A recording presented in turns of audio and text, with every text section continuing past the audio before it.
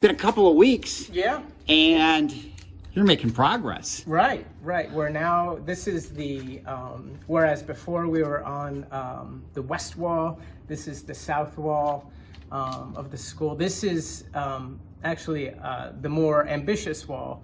It's longer, has more kind of kinks and bends as we're wrapping around all the corners.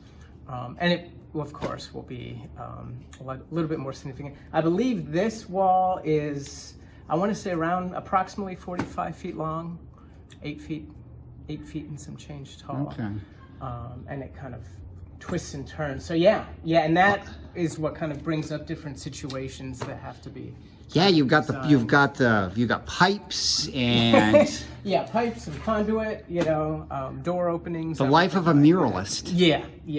Never, it's never always straightforward. Well, and there's a lot of colors involved Right. in this too. I mean, I did in past murals we've done. This is a lot of colors you have laid out. Yeah, all together, including the colors that were on the west wall.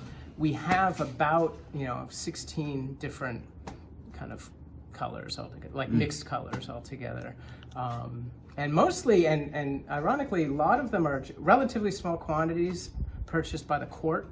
And the only trick is to make sure that we use them accurately and appropriately all together. And doing this with parents and doing this with Sophia, and this is really a community kind of mural.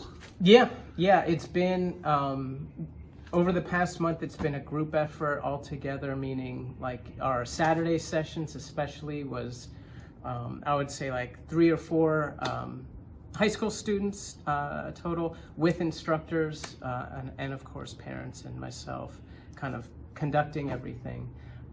So yeah, it's been great, and it's also been nice to see after those sessions how much progress was made, throughout. It's been a couple of weeks for me, and is this you over on the other wall, and this was just a dream to get over to this side. Right. Yeah. Probably at that time, all of this was just primed white with some line work. It was.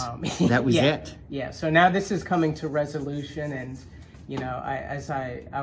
I mentioned to the team during the last session, this last push, this last week will be kind of the hardest in terms of like we're resolving every shape, every color, everything has to be kind of finalized. Do you kind of then you look it all over at the end and see where there are gaps here and there? I mean, of course we have our blueprint illustration of reference, but even from this, by the time it's traced on the wall and painted, there's just conditions which we have to kind of just work out altogether, because there's just nuances of that translation that have to be addressed. But altogether, I mean, we're pretty spot on in terms of the plan. Do you put anything on after this? After this is all finished, do you seal it or anything? Yeah, actually, at first I wasn't. This is an exterior paint that's rated for masonry, so I wasn't as concerned. But after some thought and after being here during the daytime, I decided I'll be doing like a spray varnish, an acrylic spray varnish. It's the varnish I'm using is actually rated for like a graffiti spray paint, and I've used that before on, for instance, Vivify downtown. In fact, I was there last night, and I was looking. I was like, all this. It's been exactly 8 years of this mural, and the color is still just as vibrant. Okay. So I might as well kind of invest now and sleep easier at night, knowing that at least there's something that'll keep the colors kind of as rich as they are today. This really does change this whole part of the school.